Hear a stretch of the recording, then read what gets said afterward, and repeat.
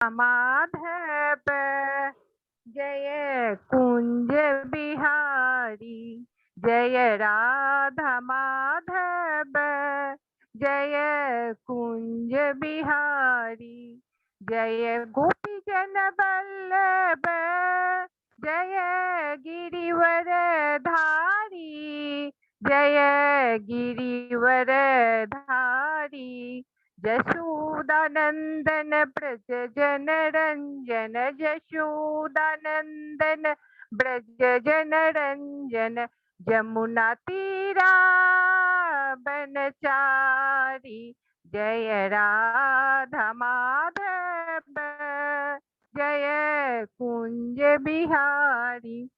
हरे कृष्णा हरे कृष्णा कृष्णा कृष्णा हरे हरे, हरे रामा राम राम हरे हरे, हरे कृष्णा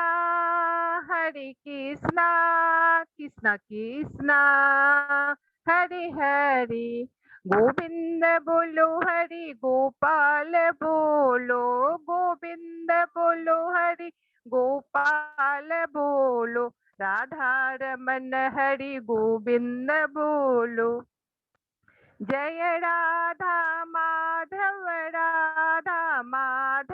राधे, जय राधा गोविंद राधे, जय राधा श्याम सुंदर राधे, जय राधा कुंज बिहारी राधे, जय राधा बाके बिहारी राधे, जय राधा दामोदर राधे, जय जगन्नाथ बलदेव जय सुभद्रा, जय पंचवतत जय पंचवतत जय पंचवतत जय पंचवतत, जय जय प्रभुपाद प्रभुपाद प्रभुपाद प्रभुपाद, जय जय गुरुदेव गुरुदेव गुरुदेव गुरुदेव, नित्य हरि बोल हरि बोल हरि बोल हरि बोल, हरि नाम संकीर्तन की जय, जय जय प्रभुपाद की जय। हुआ प्रभु जी। हरे कृष्णा हरि बोल। बहुत बहुत धन्यवाद मंजू माता जी, बहुत मंजू अग्रवाल माता जी ने बहुत सुंदर कीर्तन कराया और आशा करता हूँ सभी भक्तों ने बहुत अच्छे से कीर्तन किया होगा। हरे कृष्णा गोदावरी माता जन्मद। और अभी हम लोग मंगलाचरण शुरू करते हैं। हरे कृष्णा प्रभु जी, दंडवत प्रणाम। हरे कृष्ण प्रणाम रीना माता जी। हरे कृष्णा। ओम अज्ञान तिमिरांधस्य ज्ञानांजन शलाकया चक्षुरुन्मीलितं येन तस्मै श्री गुरुवे नमः। श्री चैतन्य मनोभीष्टं स्थापितं येन भूतले स्वयं रूप कदा मह्यं ददाति स्वपदान्तिकं।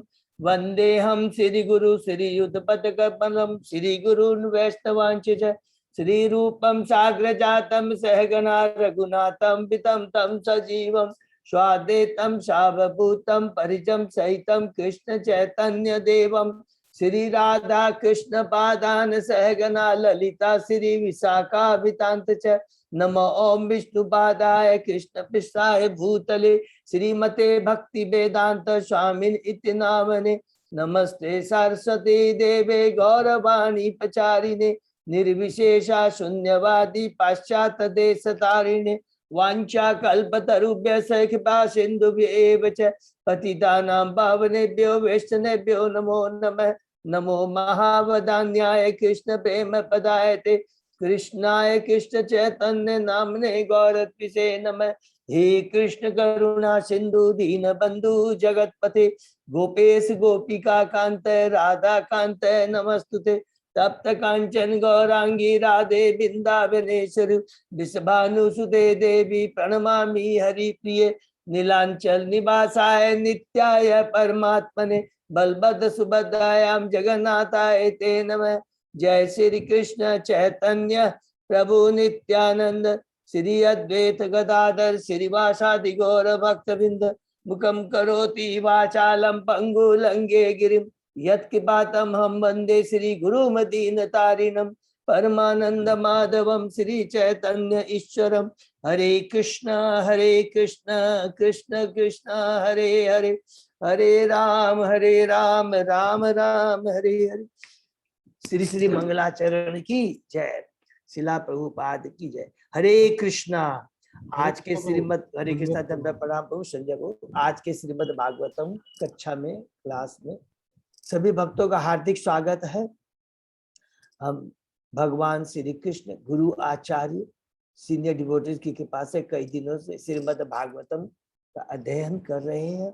अभी हम लोग अध्याय 5 में हैं, समस्त कारणों के कारण। इसके पहले हमने कैंटो 2 के 4 अध्याय कंप्लीट किए। प्रथम अध्याय जिसका शीर्षक था ईश अनुभूति का शुभारंभ, जिसमें सुखदेव गोस्वामी जी परीक्षित महाराज द्वारा पूछे गए 2 प्रश्न, जो कि कैंटो 1 के लास्ट 19वें अध्याय में उन्होंने पूछा था कि जीव का इस जगत में मनुष्य का वास्तविक कर्तव्य क्या है और मृत्यु के समय उसको क्या करना चाहिए। इसका बहुत सुंदर उत्तर देते सुखदेव गोस्वामी जी कि क्या उत्तर देते हैं, अल्टीमेटली कि उसे भगवान की भक्ति ही करनी चाहिए, उसे गृहस्थ होना चाहिए, गृह मेदी नहीं बनना है। हमें क्लियर बताया गृहस्थ कौन है, गृह मेदी कौन है। गृहस्थ भगवान को केंद्र में रख करके अपना जीवन यापन करता है और गृह मेदी भगवान से उसका कोई लेना देना नहीं रहता है, केवल वो भौतिक चीजों के प्रति भौतिक भोग में ही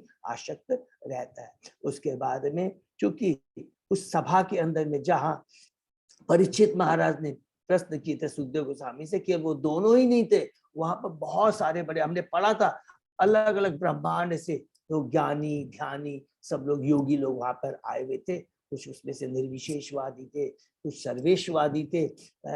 तो इस सबको ध्यान में रखते हुए कि सुखदेव गोस्वामी जी बताते हैं कि जिनको भगवान के साकार रूप पर ध्यान नहीं है, उनके भगवान के विराट रूप पर ध्यान करना चाहिए। और धीरे धीरे धीरे जब वो आगे प्रोग्रेस करता है तो उसके बाद में वो विराट रूप से हट कर करके हृदय में स्थित परमात्मा का ध्यान कर सकता है।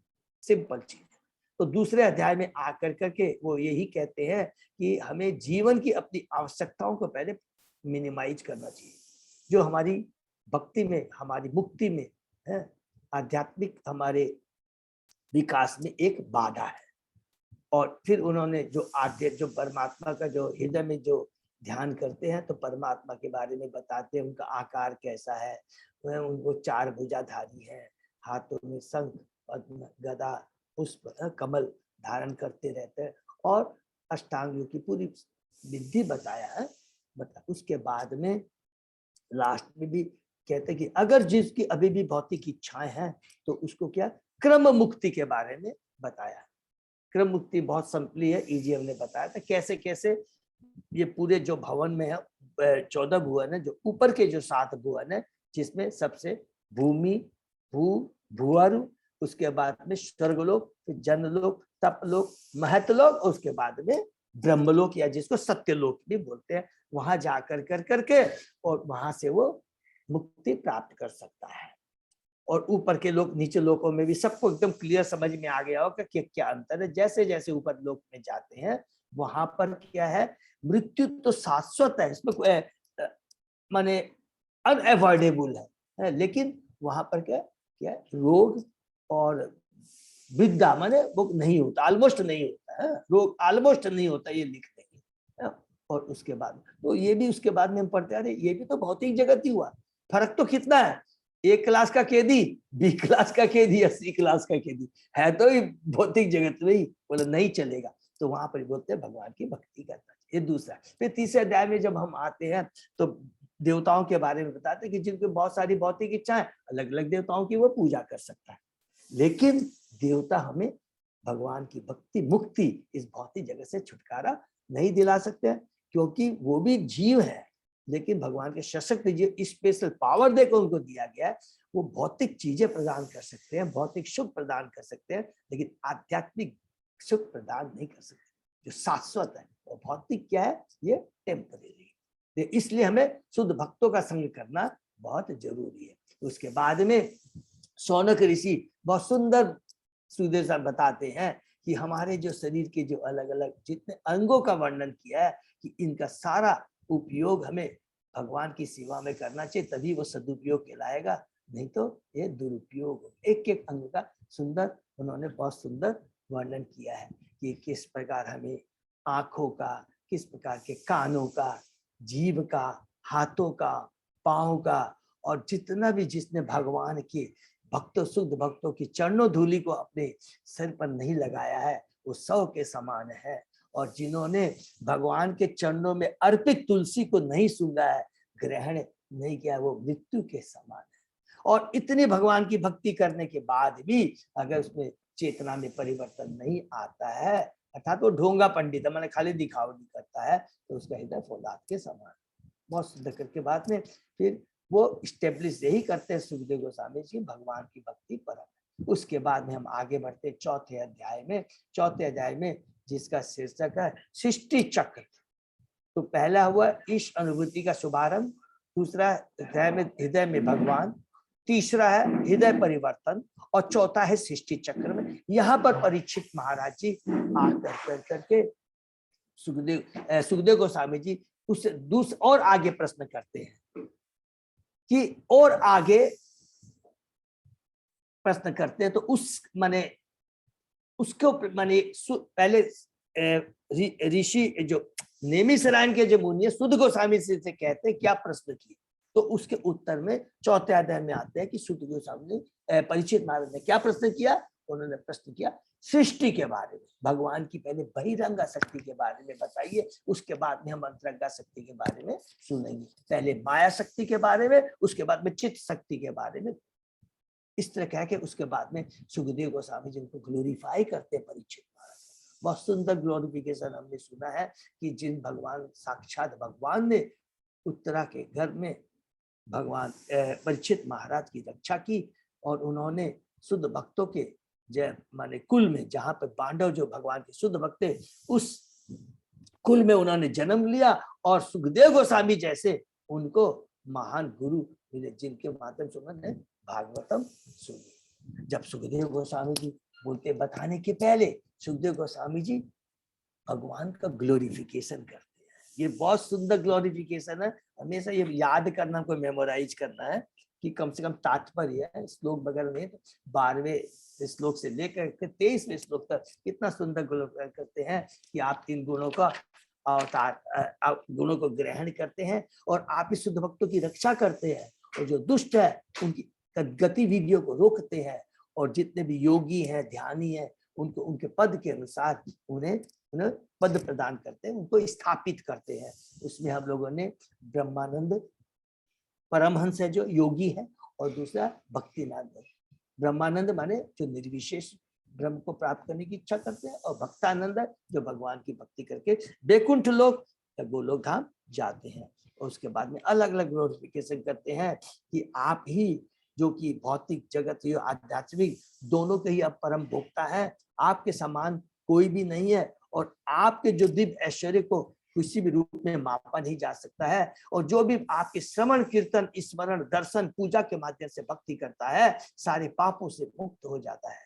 जो आपके चरण कमलों के आश्रय ग्रहण करता है, उसकी प्रेजेंट भौतिक आसक्ति और जो भविष्य में भी जितनी भी सारी आसक्तियों को दूर कर देते हैं। और कहते हैं कि जितने बड़े दानी हैं, योगी हैं, विद्वान पंडित हैं, इनकी सारी जो गुण है, ये सब वो भगवान की अगर सेवा में यूज नहीं होते हैं तो वो सब बेकार है। और इसके बाद बहुत इंपॉर्टेंट बताते हैं कि भगवान की भक्ति कितनी उच्च कोटि, इसके लिए कोई भी योग्यता की दरकार की, ये कोई जन्म की नहीं कि मैंने ब्राह्मण कुल में जन्म लिया या क्षत्रिय में लिया है या शुद्ध में या चंडाल किसी भी जन्म में योनि में जन्म लिया है, भक्ति के लिए रुकावट नहीं है। ये बहुत ही इंपॉर्टेंट है। एक चंडाल भी भगवान की भक्ति करके शुद्ध वैष्णव बन सकता है, और हो सकता है एक ब्राह्मण भी ब्राह्मण गुरु होने के बाद भी अगर भगवान की भक्ति नहीं करता है तो उस चंडाल जिसने भक्ति किया वो जो शुद्ध वैष्णव है वो उस ब्राह्मण से ऊंचा है। ये बहुत इंपॉर्टेंट है, हमें वैष्णव बनना है। और कहते हैं कि हे भगवान, आप ही सारे वेदों के ज्ञाता हैं, आप ही धर्म ग्रंथ है और आप ही तपस्या है। और इसीलिए शिव ब्रह्मा जैसे और जो निष्कपट है, डुप्लिसिटी जिनमें नहीं है, वे आपकी सदैव भक्ति करते रहते हैं। आप ही लक्ष्मीपति हैं, आप ही यज्ञपति हैं, आप ही प्रजापति है, आप ही ध्यानपति माने हमारे इंटेलिजेंस बुद्धि को कंट्रोल करने वाले आप ही यदुपति हैं। और कहते हैं कि जो कुछ भी है भक्तों के और जितने भी इस जीव है सबके आप पति है, अर्थात वो परम पति है। और कहते हैं कि आप ही वास्तव में मुक्तिदाता है और आप ही वो भगवान है जिन्होंने ओरिजिनली ब्रह्मा को प्रथम ज्ञान प्राप्त प्रदान किया था। इस प्रकार का ग्लोरिफिकेशन करने के बाद में लास्ट में कहते हैं गोस्वामी जी कि तुमने जो प्रश्न किया है उसका प्रश्न मैं डायरेक्ट न दे करके तुमको जो नारद मुनि और ब्रह्मा जी के बीच में जो वार्तालाप हुई इस सृष्टि से संबंधित वो बात मैं तुम्हें कहूंगा। तो हम लोग 5वें अध्याय में प्रवेश करते हैं। 5वें अध्याय में सर्वप्रथम नारद जी बहुत सुंदर ब्रह्मा जी को कहते हैं कि हे देवताओं के प्रभु के देवता, उनको ग्लोरीफाई करते हैं, मुझे आप आत्मा और परमात्मा के बारे में प्रथम में बताइए। तो आत्मा परमात्मा को बता के उसके बाद में दूसरे श्लोक में सुखदेव प्रभुपाद जी स्पेशली बताते हैं कि कभी भी किसी गुरु से, प्रामाणिक गुरु से ज्ञान प्राप्त करने के लिए सबसे प्रथम समर्पण भाव होना चाहिए, विनीत जिज्ञासा होनी चाहिए और सेवा भाव होना चाहिए। ये करने के बाद में दूसरे श्लोक में बोलते हैं जो नारद मुनि जो प्रश्न किए थे वो 6 प्रश्न याद रखेंगे, क्योंकि यही चीज हमारा 5वें और 6ठे अध्याय का ये क्या है वो रहेगा, बेस रहेगा, बेसिस कि इसी 6 प्रश्न को बेस रख करके 5वें और 6ठे अध्याय में सुखदेव गोस्वामी जी नारद मुनि और ब्रह्मा जी के माध्यम से हमें सृष्टि के बारे में बताते हैं। तो सबसे पहला प्रश्न क्या रहता है, यत रूपम, उसके बाद में दूसरा यद अधिष्ठानम, तीसरा यत सृष्टम माने सृष्टि कैसे, चौथा यत संस्थम, 5वां यत परम और 6ठा तत् तत्व। तो सबको क्लियर है। तो जिसमें यत सष्टम है जिसे हम लोग आया था उसको मेनली मैंने जो पढ़ा देखा है समझा है जो आचार्य सुना है ये वही है डिसॉल्व। माने क्या होता है कि पहले सृष्टि जब होती है, सृष्टि के बाद में जब डिसॉल्व होने के बाद में फिर वो पुनः कहाँ जाके स्थापित होते हैं। अर्थात सबको मालूम है महाविष्णु में जाकर के वो स्थापित हो जाता है, डिसॉल्व होता है उसके बाद में महाविष्णु में जाकर के वो पुनः स्थापित हो जाता है। इसी को बोलते हैं यत संस्थम, परम सबको मालूम है शेल्टर, और 6वां लास्ट है जो तत्व। तो ये 6 प्रश्न के बारे में वो प्रश्न करते हैं। उसके बाद में यहाँ नारद जी हम बद्ध जीवों के लिए बताते हैं कि हे ब्रह्मा, हे पिता, मैं आपको जब देखता हूँ उस दृष्टि से लगता है आप तो मकड़ी की तरह है। जो मकड़ी है इंडिपेंडेंट है, क्या करती है अपने लार से ही सृष्टि करती है, जाल बनाती है और जब इच्छा होती है उसको खत्म कर देती है। तो यहां तो लगता है कि आप इंडिपेंडेंट है, लेकिन फिर बताते कि मेरे को थोड़ा सा डाउट है। डाउट ये है कि आप लगते तो कि इंडिपेंडेंट हो, लेकिन आप ध्यान जो जिसका करते हो तब मेरे को डाउट लगता है कि देयर इज समथिंग रॉन्ग। तब ये करते हैं तो ब्रह्मा जी कहते हैं कि हे पुत्र, तुमने जो कहा ये एकदम सही बात है। जो लोग भगवान परम सत्य को अच्छी तरह नहीं जानते हैं उनकी यही मनोवृत्ति होती है कि मैं हूं, कि क्रिएटर मैं हूं, मैं ही सब कुछ कर। लेकिन जब भगवान के बारे में जिसको मालूम समझ में आ जाता है तो वो बोलता है कि हाँ वास्तव में वही परम सत्य है। तो वो कहते हैं कि तुम्हारा डाउट कोई। फिर उसके बाद में कहते हैं कि जो भगवान के बारे में नहीं जानते हैं उनकी मनोवृत्ति कैसी होती है, मेंढक की तरह होती है। और मेंढक और जो बड़े बड़े ज्ञानी होते सोचते हैं कि मैं अपनी अल्प बुद्धि ज्ञान के माध्यम से उस परम सत्य के, जैसे मेंढक सोचता है ना कुएं की, जब उसको पता कुएं को मापने के लिए वो अपने को फुलाता है मर जाता है। उसी प्रकार जो ज्ञानी होते हैं अपनी बुद्धि के द्वारा, अल्प बुद्धि के द्वारा इतने असंख्य ब्रह्मांड की तो बात छोड़िए, एक ब्रह्मांड के और एक ब्रह्मांड के अंदर में केवल एक भूलोक की बात करते हैं, बाकी 14 लोक की तो बात छोड़ दो, उसको भी अध्ययन करते करते करते करते मर जाते हैं, लेकिन उनको कोई रिजल्ट नहीं मिलता है। और उसके बाद में बताते हैं हम लोगों को कि भगवान की जो ब्रह्म ज्योति है उसी पर ये सारा ब्रह्मांड सब कुछ टिका हुआ है, याद रखिए। लेकिन वो ब्रह्म ज्योति कहाँ से आती है? भगवान से आती है। और इसमें हमें एग्जाम्पल बताते हैं कि ब्रह्मा जी, मैं तो बीज उत्पन्न करने वाला तो कोई और है, मैं तो खाली बीजों को सींचता हूँ, जैसे माली का काम करता हूँ। I am not the creator, I am only the मैंने जो आपने बना दिया उसी को सींचता हूँ। और वो सींचन का भी काम कैसे करता हूँ? Under the guidance of Krishna. ऐसा भी नहीं है कि आपने क्रिएट कर दिया और मैं अब इंडिपेंडेंट सब कर रहा हूं। तो ब्रह्मा जी की उत्पन्न गर्भोत्कचाई विष्णु से होने के बाद भी वो जो सृष्टि करते हैं वो भी भगवान के गाइडेंस में, निर्देशन में और उनके द्वारा प्रदत्त बुद्धि के द्वारा ही कर सकते हैं। देखिए कितनी बड़ी बात यहाँ पर कहते हैं। इसलिए कहते हैं कि जो भगवान की भ्रामक शक्ति है, मोहित होकर हम सब अपने को क्या मालिक मानते हैं, कर्ता मानते हैं, क्रिएटर मानते हैं, भुक्ता मानते हैं। और इसी तरह उसी के चक्कर में, माया शक्ति के चक्कर में कुछ लोग अपने को भगवान कहते हैं और मूर्ख लोग जो उन्हीं को भगवान मान करके उसी से भगवान की पूजा करते हैं। और कल हम लोगों ने इसके आगे पढ़ा था बहुत ही कि माया से भ्रमिक जो माया शक्ति है, माया देवी है, दुर्गा देवी, वो क्या है? भगवान की छाया है। भगवान की छाया, जिसको भगवान ने भौतिक जगत में इस जगत को कंट्रोल करने के लिए 3 गुणों के माध्यम से कंट्रोल करने के लिए रखा। लेकिन दुर्गा देवी माया छाया कभी भी भगवान के सामने नहीं आती है, वो भगवान से डरती है, भगवान की सेवक है। इसीलिए जो बुद्धिमान आदमी होगा वो माया के छाया के पीछे नहीं जाएगा, ओरिजिनल भगवान के पास जाएगा। तो जो भगवान के सामने खड़ा रहेगा, भगवान की भक्ति करेगा, माया देवी की शक्ति नहीं है जो उसको भ्रमित कर सके। जो माया देवी के चक्कर में जाता है वही कहता है कि यह मेरा है, यह मेरा है, इस तरह की उसकी सोच होती है। इस प्रकार जब ब्रह्मा जी नारद जी के पूरे कंफ्यूजन को दूर करने के बाद में 14वें श्लोक से स्टार्ट करते हैं क्या कि पहला क्वेश्चन कि यत रूपम। तो 14 श्लोक में बताते हैं सृष्टि के 5 मूल जो अव्यय हैं क्या क्या है? शाश्वत, काल, कर्म, क्रिया, स्वभाव और जीव। ये जो 5 तत्व सब ये सब भगवान वासुदेव के विभांश है। और सत्य तो यह है कि उनका अपना कोई अस्तित्व भगवान के बिना नहीं है।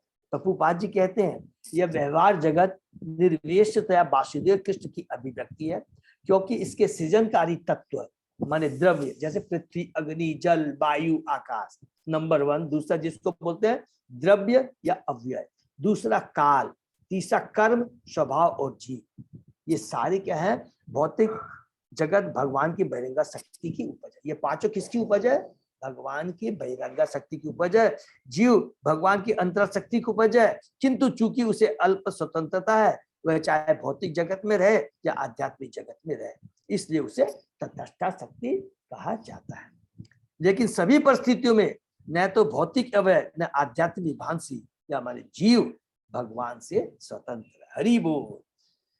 क्योंकि सारी वस्तुएं चाहे वे भगवान की बहिरंगा, अंतरंग, तटस्था शक्ति हो, उसी तरह भगवान के तेज से उत्पन्न है, प्रदर्शन है। जिस प्रकार प्रकाश, उष्मा, धुआं सभी मिलकर एक ही अग्नि के प्रदर्शन। ये बहुत इंपॉर्टेंट उपमा, इसको हमेशा हम लोग अपने प्रीचिंग में यूज करेंगे कि अग्नि का उदाहरण कि अग्नि से ही प्रकाश होता है, उष्मा मिलती है, धुआं मिलता है, लेकिन अग्नि के बिना इन तीनों का कोई अस्तित्व नहीं है। अचिंत भेदाभेद, यहाँ पर भी हम लोग यूज कर सकते हैं अचिंत भेदाभेद। फिर उसके बाद में बताते हैं कितना सुंदर 15वां 16वें श्लोक में नारायण परा वेदा, बहुत सुंदर कि क्या बोलते हैं सारे वैदिक ग्रंथ परमेश्वर की ही देन है और उन्हीं को जानने के निमित्त है। तो जो वेद है भगवान से ही निकलने हैं और भगवान के द्वारा उसका माने इसका उद्देश्य है भगवान को जानना, माने भगवान के निमित्त है। वेदों का उद्देश्य क्या है? ये नहीं कि एक एक चीज को पढ़ कर करके और इसमें किस तरह के की भौतिक हमारी इच्छाओं पूर्ति के लिए इसमें वर्णन है, यज्ञ के वर्णन नहीं। अल्टीमेटली वेदों का उद्देश्य क्या है? भगवान को जानना। और सारे देवता भी, दूसरा सारे देवता भी भगवान के शरीर के अंग रूप में उन्हीं की सेवा के लिए, हमने पढ़ा था, वो भगवान के स्पेशल जीव है जिनको भगवान स्पेशल पावर देकर इस भौतिक जगत को मेंटेन करने के लिए रखते हैं। विभिन्न लोक भी भगवान के निमित्त, सारे जो लोक भी है वो भगवान के ही निमित्त है, क्योंकि परम लोक तो अल्टीमेट लोक क्या है, वो भगवान का लोक है। ठीक है, विभिन्न यज्ञ भी उन्हीं को प्रसन्न करने के लिए, हरि बोल। ठीक है, तो क्या है कि देवताओं की पूजा, जैसे हमने पढ़ा था, जो तात्पर्य बोलते अविधि पूर्वक है, कि अर्थात हमें पेड़ पत्तियों को न सींच करके हमें जड़ को सींचना चाहिए, भोजन हमें पेट में देना चाहिए। है? और उसके बाद में यज्ञ के बारे में बोलते बहुत सारे अलग अलग यज्ञ हैं, लेकिन उनका अल्टीमेट क्या है, वो भगवान की तुष्टि के लिए। इसलिए कहते हैं कि परम यज्ञ क्या है, सर्वकृष्ण हरिनाम संकीर्तन है। ठीक है ना, तो हरिनाम संकीर्तन ही कलयुग का ये परम यज्ञ है। उसी प्रकार बताते हैं कि जितने भी ध्यान योग की जो विधियां हैं, नारायण की अनुभूति प्राप्त करने के लिए है, चाहे वो अष्टांगीय हो या शाक्य हो, सभी तपस्याएं नारायण की प्राप्त करने के लिए है, सारा ज्ञान भगवान को जानने के लिए है, और चरम मोक्ष जो है वो भगवान का धाम है, भगवान के धाम जाने के लिए। ठीक है, फिर बताते हैं लास्ट में, प्रभुपाद जी बोलते हैं तात्पर्य में कि निर्वेश ब्रह्म ज्योति से तादम्य परम मोक्ष नहीं है, भगवान का दिव्य धाम ही परम लक्ष्य है। वो तो क्या है, निर्विशेष ब्रह्म ज्योति मिलना वो मुक्ति है, लेकिन भगवान के धाम है वो विमुक्ति है, परम लक्ष्य वही है। अर्थात भगवान सभी प्रकार की योग पद्धतियों तथा सभी प्रकार के मोक्ष के परम लक्ष्य है। ये हम लोगों ने कल तक पढ़ा था, और उसके आगे हम लोग आज पढ़ते। ओम नमो भगवते वासुदेवाय, ओम नमो भगवते वासुदेवाय, ओम नमो भगवते वासुदेवाय। नारायण नमस्कृत्य नरं चैव नरोत्तमं देवी सरस्वती व्यासं ततः उदीरये नष्ट प्रायेषु अबद्धेषु नित्यं भागवत सेवया भगवती उत्तम श्लोके भक्ति भवति नैष्ठिकी। आराधयो भगवान ब्रजेश तनय ततदाम वृंदावनम रमया काचित वासना व्रजवधु वर्गेण या कल्पिता। श्रीमद्भागवतम प्रमाणम अमलम प्रेमापुमर्तो महान श्री चैतन्य महाप्रभो मतम इदम तत् आदरो न पर। हरे कृष्ण कृष्ण कृष्ण हरे हरे, हरे राम राम राम हरे हरे। कृष्ण अध्याय 5 श्लोक नंबर 17। थैंक यू अजय प्रभु। हरे कृष्ण। शुरू करते हैं। तस् अपि दष्टु ईशस्य कुटस्थस्य अखिल आत्मनः सृजयं सृजामि सृष्ट अहम इच्छया एव अभिचोदित। हरि बोल। देखिए, जो हम लोग ने 11वें श्लोक में पढ़े थे ना, क्या पढ़ा था हमने? स्वरोचिता विश्वम रोचितम रोचितम रोचयामी अहम।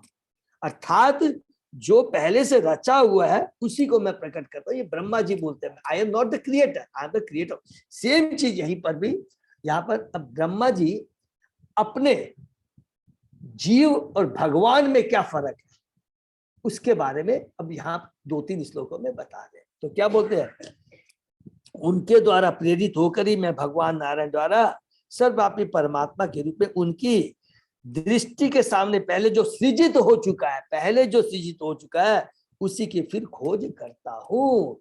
माने I am not the creator, मैं तो केवल आविष्कार करने वाला। देखिए, एक आविष्कार खोज करना एक चीज अलग होता है और एक क्रिएट करना एक अलग होता है। जल का मैंने आविष्कार किया एक साइंटिस्ट ने, लेकिन क्रिएट उस जल को आविष्कार के लिए जो इंग्रेडिएंट है उसने क्रिएट किया। हाइड्रोजन और ऑक्सीजन किसने क्रिएट किए? भगवान ने किए। तो वो कहते हैं कि मैं तो जो अपने ऑलरेडी क्रिएट सृजित है, जो ऑलरेडी है, जिसका आपने सृजन कर दिया है, मैं केवल उसकी खोज करता हूँ और मैं भी केवल उन्हीं के द्वारा सृजित हूँ। और मेरी पोजीशन क्या है? मैं भी ब्रह्मा मेरे भगवान के द्वारा ही सृजित हूँ, उनसे से मैं आया हूँ और उन्हीं ने ये सब कुछ बनाया है और केवल मैं क्या करता हूँ, जो कुछ उन्होंने बनाया उसकी खोज करता हूँ। तात्पर्य पढ़ते हैं, ब्रह्मांड के सृष्टा ब्रह्मा जी स्वीकार करते हैं कि वे असली सृष्टा नहीं, अपितु तो भगवान नारायण द्वारा प्रेरणा प्राप्त है। अतः उन्हीं की अध्यक्षता में वे समस्त जीवों के परमात्मा स्वरूप उन्हीं के द्वारा पहले से निर्मित वस्तुओं का सृजन करते हैं। देखिए यहाँ पर जस्ट आगे हम लोग जो भी पढ़े उसके पहले दो चीज हम लोग को नोट कर लेना चाहिए।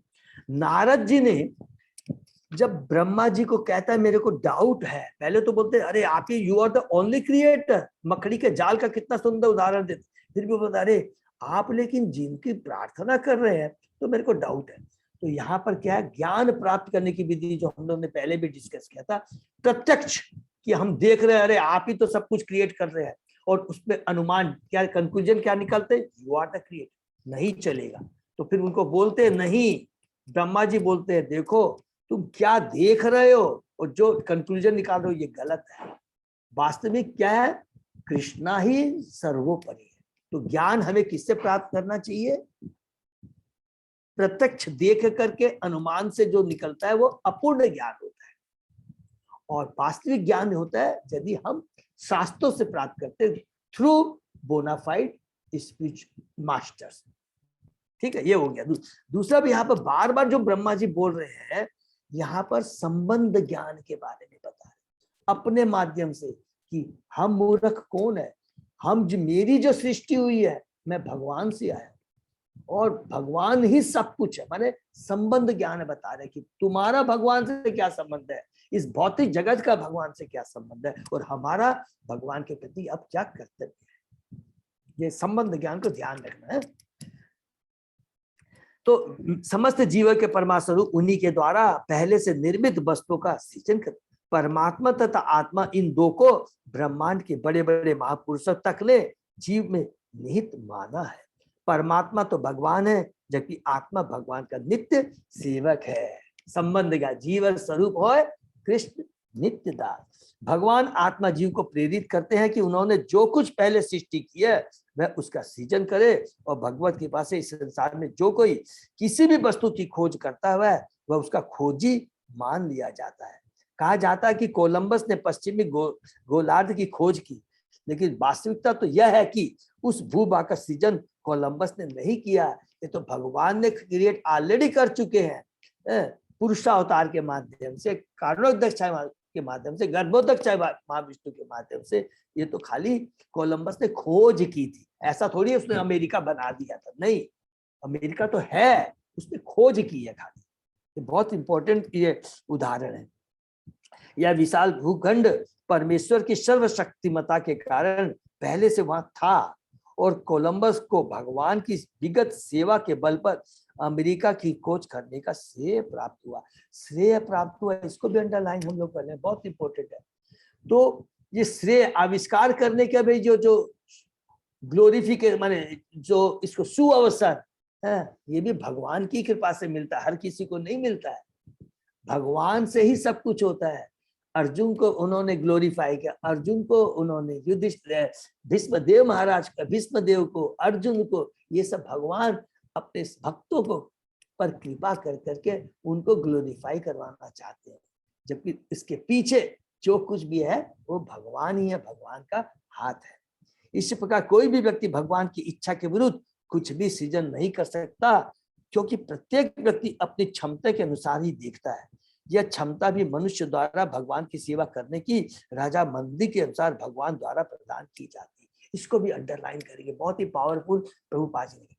तो ये जो भगवान भी जो हमको देते हैं, ये श्रेय प्रदान करते हैं, ये उसके ऊपर निर्भर करता है कि हम भगवान के प्रति हमारी कितनी श्रद्धा है, हम भगवान के प्रति कितना, भगवान को कितना प्यार करते हैं, भगवान के प्रति कितने हम समर्पित हैं। हमें अर्जुन की तरह, अम्बरीश महाराज की तरह, युधिष्ठिर महाराज की तरह, भीष्मदेव की तरह समर्पित होना पड़ेगा, नारद मुनि की तरह समर्पित होना पड़ेगा, तभी ये श्रेय भी प्राप्त होता है। अतः मनुष्य को स्वेच्छा से भगवान की सेवा करने के लिए इच्छुक होना चाहिए।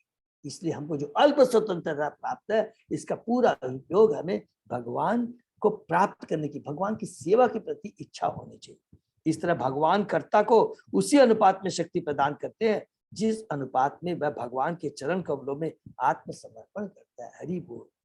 ब्रह्मा जी भगवान के महान भक्त हैं, अतः भगवान ने उन्हें शक्ति दी, या यो कहे कि यह प्रेरणा दी कि हमारे समक्ष जैसा विश्व है वे वैसे ही विश्व की सृष्टि करें। भगवान की इसी तरह अर्जुन को कुरुक्षेत्र के युद्ध करने के लिए प्रेरित किया था।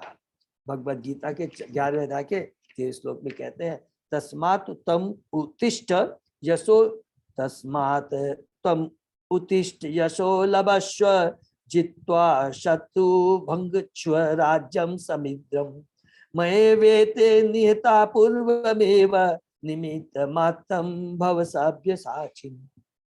चाहे कुरुक्षेत्र का युद्ध हो या किसी अन्य स्थान अथवा अन्य समय में लड़ा गया कोई युद्ध हो, वह भगवान की इच्छा से लड़ा जाता है, क्योंकि भगवान की मर्जी के बिना कोई इतना बड़ा जनसंहार नहीं कर सकता। हरि बोल।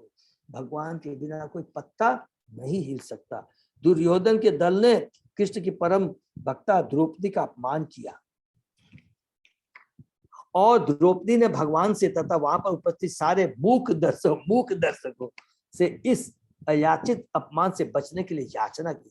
तब अर्जुन को भगवान ने सलाह दी कि वह लड़कर बदला ले, अन्यथा दुर्योधन का दल भगवान की इच्छा से किसी न किसी प्रकार मारा जाएगा। इस तरह अर्जुन को निमित्त मात्र बनने तथा भीष्म एवं कर्ण जैसे महान सेनापतियों का वध करने का श्रेय लेने के लिए कहा गया। ये भगवान की कृपा थी।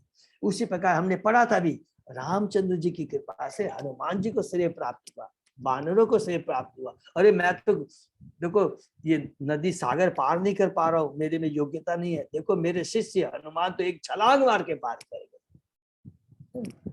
कठोपनिषद जैसे वैदिक ग्रंथ में भगवान सर्वभूत अंतरात्मा के रूप में वर्णित, अर्थात वे प्रत्येक शरीर के भीतर निवास करने वाले तथा उनकी शरण में आने वाले प्रत्येक व्यक्ति को निर्देश देने वाले हैं। सर्वस्व चावम हृदय सत्यम मत स्मृति ज्ञानम पौर्णम। ये बार बार आएगा ये श्लोक, ये याद रखिए, बहुत इंपॉर्टेंट है। जो शरणागत नहीं है उन्हें प्रकृति के संरक्षण में रखा जाता है। ब्राह्म्यम सर्वभूतानि यंत्राणि माया। हरि बोल।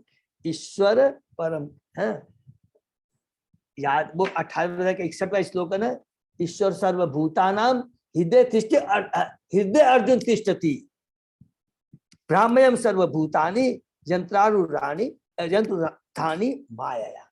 कितना सुंदर 18वें 61वां श्लोक भगवान बहुत सुंदर बोलते हैं। इस तरह उन्हें अपने ढंग से कार्य करने दिया जाता है और दुष्परिणाम भोगने दिया जाता है। ब्रह्मा तथा अर्जुन जैसे भक्त अपनी ओर से कुछ भी नहीं करते, अपितु पूर्ण शरणागत होने के कारण भगवान के संकेतों की प्रतीक्षा करते रहते हैं। इसको भी अंडरलाइन करें कि कुछ भी हम कर रहे हैं, अगर एक वर्ड भी, अगर हम सजे पूजा भी करने जाए, व्यापार भी करने जाए, कुछ भी, इवन सुबह उठ करके हरिनाम भी जप करने जा रहे हैं, तो पहले भगवान का ध्यान, भक्तों का ध्यान करना है कि मैं आपका नाम का जप कर सकूं। कोई भी कार्य करे उसमें भगवान का परमिशन, उनका शरणागति, उनकी कृपा की आवश्यकता होती है। तो देखिए केवल भगवान के संकेत का इंतजार करते रहते हैं। अतः वे जो कुछ भी ऐसा करने का प्रयास करते हैं जो सामान्य दृष्टि में अत्यंत आश्चर्यजनक प्रतीक होता है। भगवान का एक नाम उरुक्रम है, जिसका अर्थ है वह जिसके कार्य अत्यंत अद्भुत और जीव की कल्पना से परे होते हैं। पहले कैंटो के अध्याय में अद्भुत कर्मणा उत्क्रम कई बार ये वर्ड आया है। अतः भगवान के भक्तों के कार्य कभी कभी अत्यंत अद्भुत प्रतीत होते हैं, क्योंकि उनमें भगवान का निर्देशन रहता है। ब्रह्मांड के सर्वोच्च बुद्धिमान जीव ब्रह्मा से लेकर एक क्षुद्र चींटी तक सारे जीवों की बुद्धि भगवान द्वारा सारे कार्यों के साक्षी रूप में देखी भाली जाती। हरि बोल। ब्रह्मांड के सर्वोच्च बुद्धिमान जीव, क्योंकि उनका जन्म क्या है, बुद्धि, पूरा उनकी बॉडी है ना, इंटेलिजेंस की है। और सबसे बड़ी बात है, ब्रह्मा जी की पत्नी कौन है? सरस्वती। सरस्वती उनकी पत्नी है वो।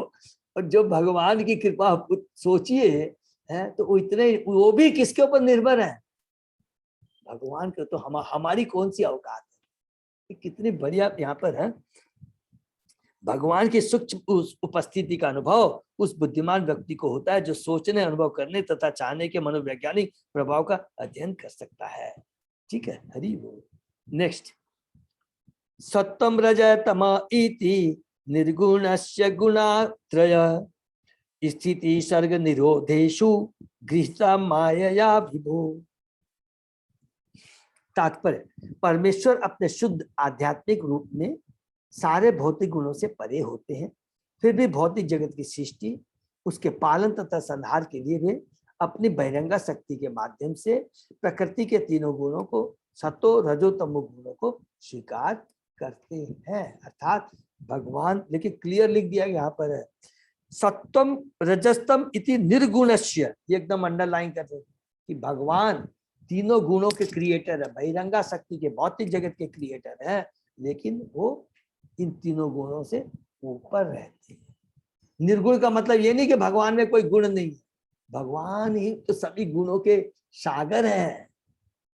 वो ये भौतिक जगत के जो सतो रजो तमो गुण है, although he is the creator, but उनसे वो डिटैच्ड रहते हैं। तो भौतिक ये तीन गुण भगवान को प्रभावित नहीं कर सकते हैं, कंट्रोल नहीं कर सकते हैं, जबकि वो उसके क्रिएटर है। तो थोड़ा तात्पर्य पढ़ लेते हैं। परमेश्वर उस बहिरंगा शक्ति के स्वामी है जो सतो रजो तमो इन तीन गुणों द्वारा व्यक्त होती है, और इस शक्ति के स्वामी होने के कारण वे कभी भी इस मोहक शक्ति से प्रभावित नहीं होते, किंतु जीव ऐसे गुणों से या तो प्रभावित रहते हैं या उनके प्रभावित होने की संभावना बनी रहती है। भगवान तथा जीव में यही प्रमुख अंतर है। तो यहाँ पर दूसरा अंतर, पहला हमने 17वें में कहा कि हम लोग क्या है कि हम लोग भगवान के अंश हैं, और हमारी दूसरा है बताते हैं फिर जीव और परमात्मा क्या अंतर बता रहे हैं कि भगवान, हम जीव तीनों गुणों से प्रभावित होते हैं, लेकिन भगवान उनसे प्रभावित नहीं होते हैं, और इसीलिए भगवान तथा जीव में यही प्रमुख अंतर। यद्यपि जीव मूलतः गुणात्मक दृष्टि से भगवान से एक है, किंतु जीव इन गुणों द्वारा प्रभावित होते रहते हैं। दूसरे शब्दों में ये भौतिक गुण भगवान की बहिरंगा शक्ति से उत्पन्न होने के कारण निश्चय ही भगवान से संबंधित होते हैं, लेकिन यह संबंध स्वामी तथा दास जैसा होता है।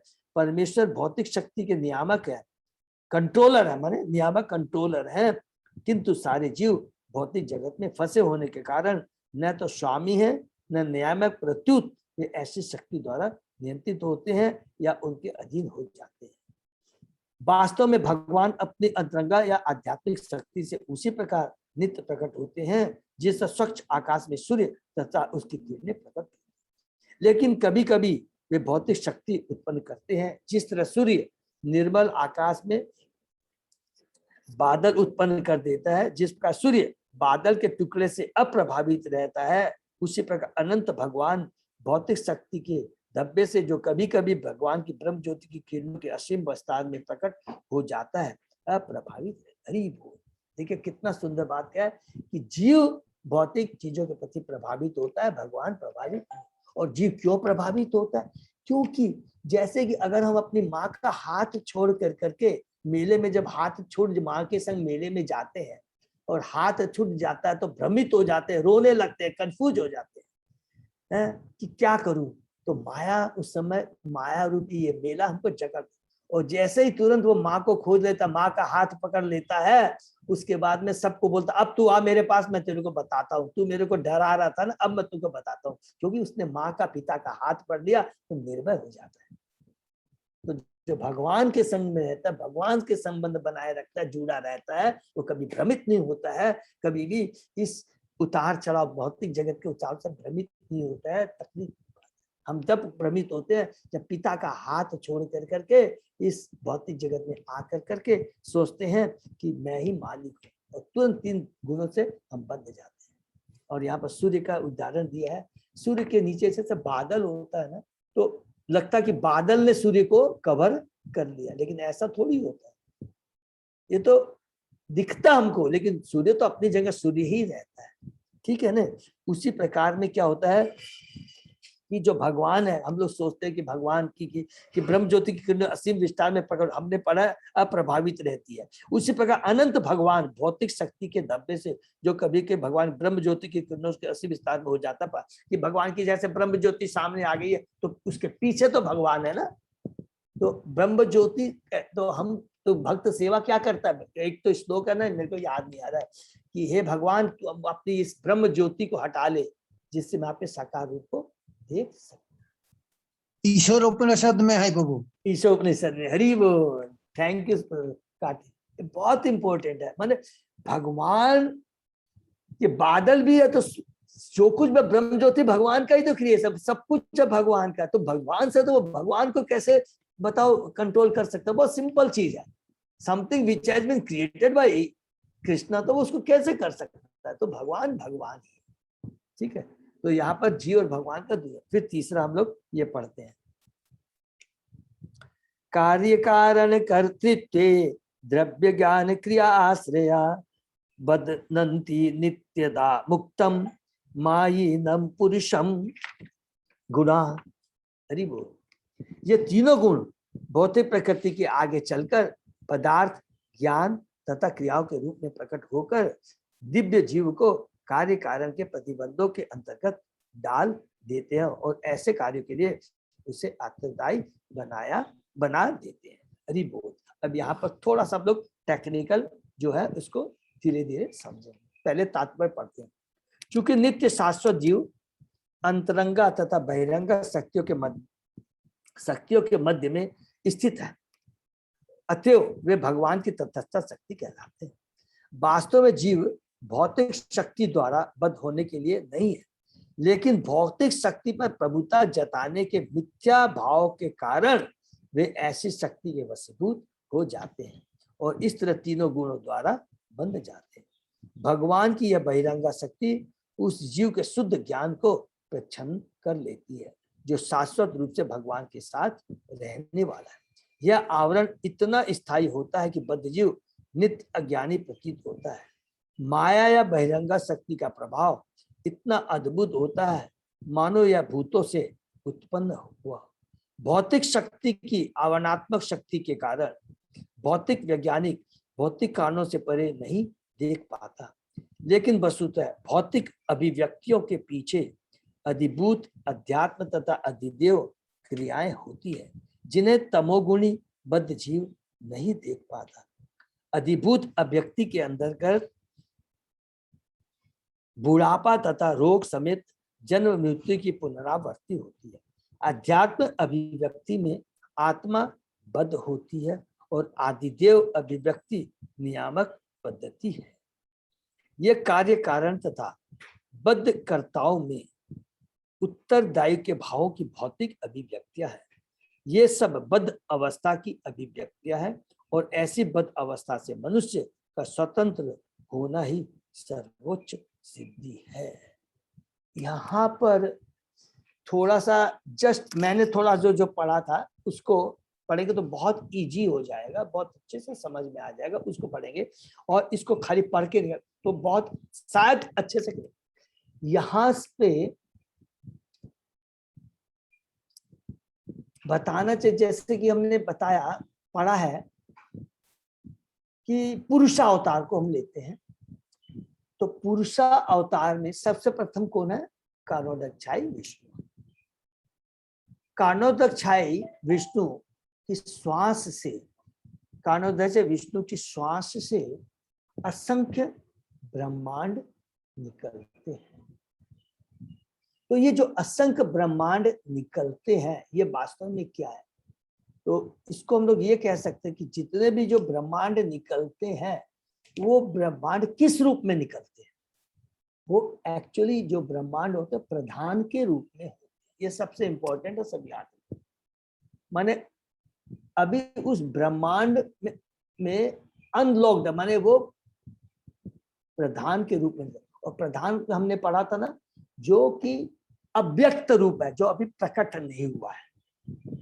उसके बाद में भगवान कारणोदकछाई विष्णु ग्लांस करते हैं, उस पर ग्लांस करते हैं, क्या बोलते हैं? दृष्टि डालते हैं, दृष्टि डालते हैं। तो दृष्टि डालने से क्या होता है कि जो तीन गुण होते हैं, सत्वगुण, रजोगुण, तमोगुण, प्रधान जब अवस्था में रहते हैं तो वो क्या रहते हैं कि इनएक्टिव रहते हैं। लेकिन जैसे ही भगवान माने कारणोदकछाई विष्णु उस प्रधान पर, उस बीज के ऊपर में दृष्टि जैसे ही डालते हैं तुरंत वो अप्रकट हो जाता है, उसको बोलते हैं महत्तत्व।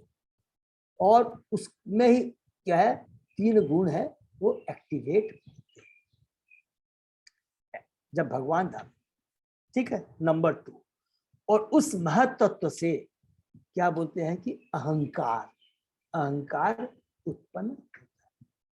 और ये जो अहंकार है, अहंकार जो रजोगुणी रूप में, सत्वगुणी रूप में और तमोगुणी रूप में भी होता है। तो जो अहंकार सत्वगुणी रूप में होता है, सत्वगुणी रूप में होता है, उसको बोलते हैं अधिदेव। अधिदेव, उस अधिदेव से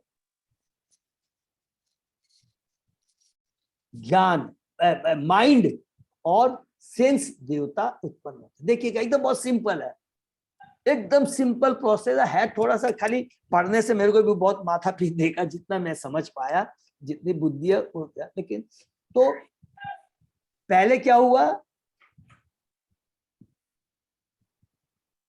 प्रधान जो कि अव्यक्त अवस्था में रहते। अच्छा, हम लोग ऐसे एग्जांपल ले सकते हैं। प्रधान में सपोज कोई गोडाउन है, वो लॉक्ड है, उसके अंदर में सारी सामान भरती है, तो वो गोडाउन जब ताला लगा हुआ रहता है ना, उसको बोल दीजिए प्रधान।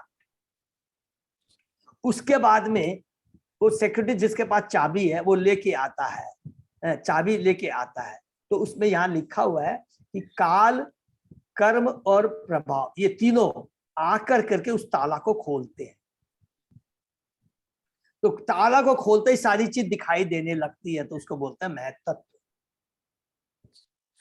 और जैसे ही जब वो ग्लांस करते हैं, माने काल, कर्म और प्रभाव, ये प्रकाश माने सिक्योरिटी गार्ड आकर के चाबी, चाबी हो उसको बोलते हैं चाबी। चाबी से जब वो खोलता है गोडाउन को, तो सब चीज दिखाई देने लग गई, वो हो गया महत्तत्व। और उसमें एक्टिविटी किसकी रहती है, तब उस समय एक्टिवेट कौन होते हैं, सत्वगुण, रजोगुण और तमोगुण। उसके बाद में उस महत्तत्व से अहंकार उत्पन्न होता है। और अहंकार, अब ये जितनी भी चीजें हैं, बहुत ध्यान से सुनेंगे, जितने भी 24 तत्व हैं, जिसकी भी हम बात करते हैं, बुद्धि, इंटेलिजेंस, मन, बुद्धि, अहंकार, सारे जो 24 तत्व हैं, ये उत्पन्न होते हैं। लेकिन जब अहंकार सतोगुण के रूप में होता है, और उस समय में क्या बोलते हैं कि उस समय माइंड और सेंस देवता उत्पन्न होते हैं, उसे ये लिखा है। और जब अहंकार तामस रूप में होता है, अहंकार इन इग्नोरेंस, तामस, उस समय क्या क्या उत्पन्न होते हैं, 5 भूमि, आपो, अनलो, वायु, ये उत्पन्न होते हैं। ठीक है। और जब रजोगुण में अहंकार होता है, उस समय इंटेलिजेंट माने बुद्धि, और ये जितनी कर्मेंद्रिया और ज्ञानेंद्रिया है वो उत्पन्न होती है। और इस प्रकार ये सारी चीजें उत्पन्न होती हैं। ये कौन कार्य करते हैं, ये सारा कार्य है, इसको बोलते हैं कारण सृष्टि। और कारण सृष्टि का कार्य कौन करते हैं, कर्णोदक चाई विष्णु। और कार्य सृष्टि, उसके बाद में जो अलग अलग जो कार्य होगा वो कौन करेंगे, गर्भोदक्षाई विष्णु करते हैं। ये जिस जस्ट माने पहले इंग्रेडिएंट होता है, इंग्रेडिएंट को जैसे हम लोग कोई भी एग्जाम्पल लेके तो अच्छे से समझ में आएगा कि पहले इंग्रेडिएंट आते हैं, कर्णोदक्षाई विष्णु से आते हैं, और उसके बाद में सृष्टि का जो कार्य होता है वो क्या होता है, माने कारण, कार्य और क्रिया। तो कारण और कार्य ये करते हैं कर्णोदक्षाई विष्णु और गर्भोदक्षाई विष्णु। तो यहीं तक इसको हम लोग एक बार समझ गए। तो यही थोड़ा सा कॉम्प्लिकेटेड है तो इसको, क्योंकि सारी चीज अब इसी के ऊपर में ही आएगी, तो आप लोग कॉम्प्लिकेटेड हम लोग नहीं होंगे, हम लोग धीरे। आप इतना खाली कर लेंगे कि कारण सृष्टि, अच्छा पहले ये कारण सृष्टि एकदम सिंपल, इसमें तो कोई डाउट नहीं है। कौन करते हैं, कर्णोदक्षाई विष्णु करते हैं।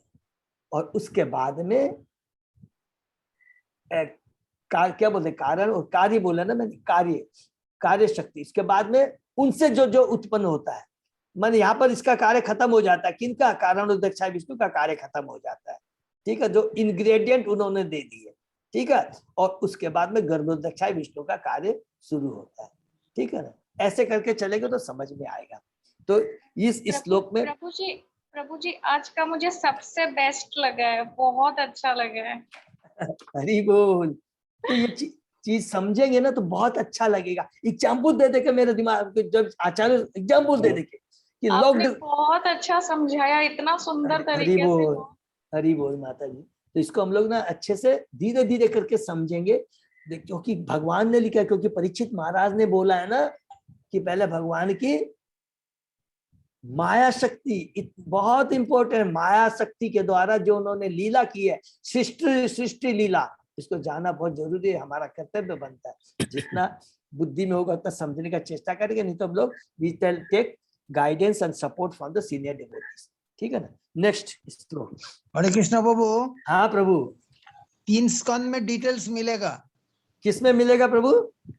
3 स्कंद में, 3rd, वो जो मैत्री अच्छा। मुनि, जो इसका मैत्री मुनि और आपका उसका नाम क्या है, विदुर, विदुर विदुर का जो कथोपकथन है उसमें आएगा। हाँ उसमें यस यस यस, उसमें भी जो कपिल देव भी है ना प्रभु, कपिल 3rd कैंटो में भगवान कपिल देव देहूती माता जी को भी बताते हैं, जैसे सांख्य योग के भी बात, तो बहुत कुछ माने हम लोगों को मिलेगा। इसीलिए हमने कहा कि सर्ग और विसर्ग, सर्ग और विसर्ग हमने पढ़ा ना, याद करेंगे कि चालू कहां से होता है, कैंटो 2 और 3 में। सर्ग मीन्स ओरिजिनल क्रिएशन और विसर्ग मीन्स सेकेंडरी क्रिएशन, ठीक है ना।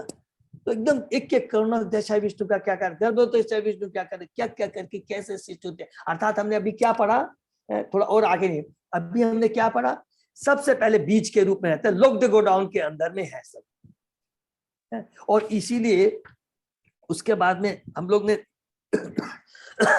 उसके बाद में क्या है, महत्त्व होता है, माने अप्रकट होता है, गोडाउन खुल गया, और उसी समय 3 गुण रजोगुण तमोगुण एक्टिवेट होते हैं, और भगवान जो ग्लांस करते हैं, माने भगवान की जो शक्ति है, जिसको बोलते हैं काल शक्ति, कार्य कर्म स्वभाव और काल, वो शक्ति से क्या होता है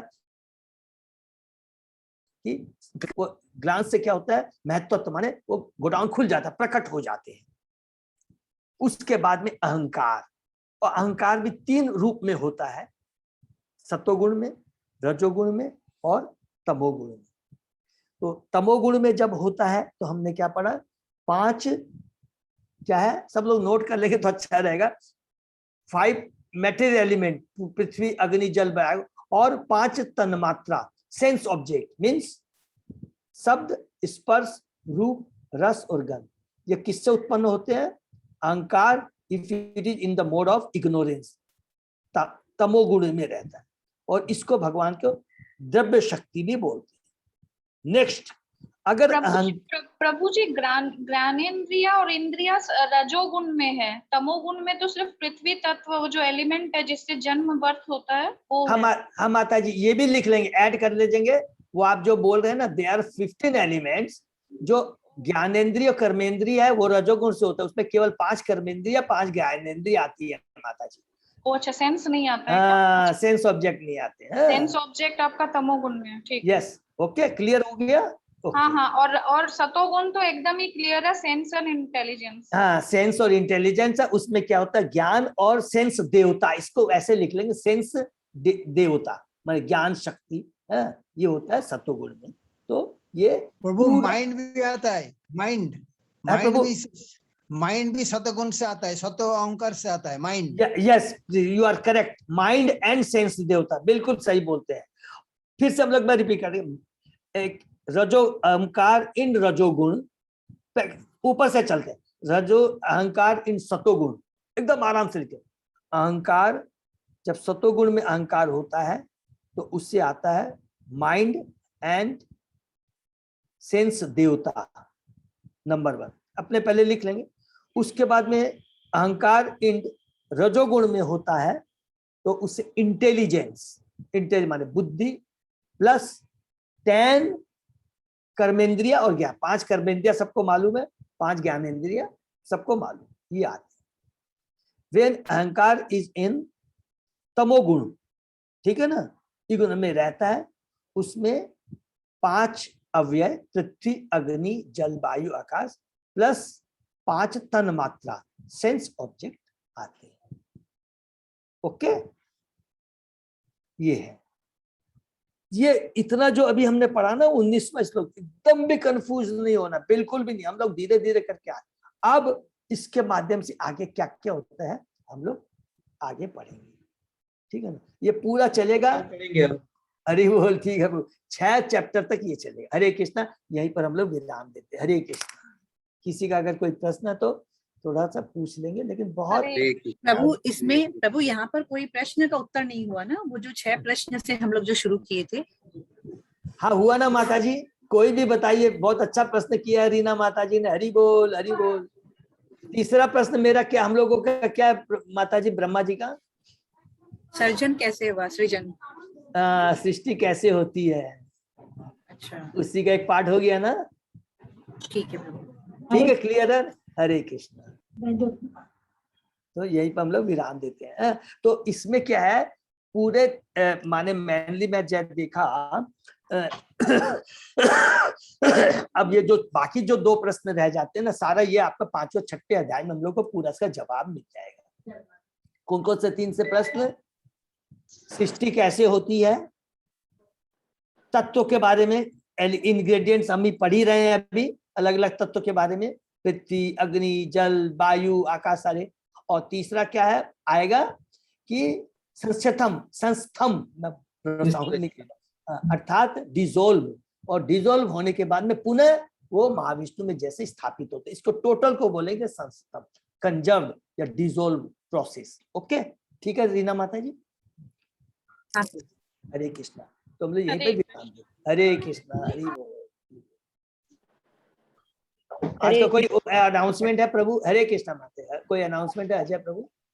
नहीं प्रभु। Okay, thank you. तो ये हम लोग विराम देते। हरि बोल।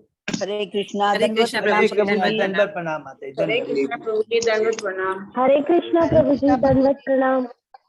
हरे कृष्णा। सही भक्तों का बहुत बहुत धन्यवाद। तो आज का सेशन हम लोग यहीं विराम देते हैं। प्रभु जी धन्यवाद प्रणाम। हरे सकल कृपासिंधु जगत नाम पावन वैष्णव सब वैष्णव को दंडवत प्रणाम। हरे कृष्णा प्रभु। हरे कृष्णा, हरे कृष्णा, दंडवत प्रणाम। दंडवत प्रणाम, दंडवत प्रणाम।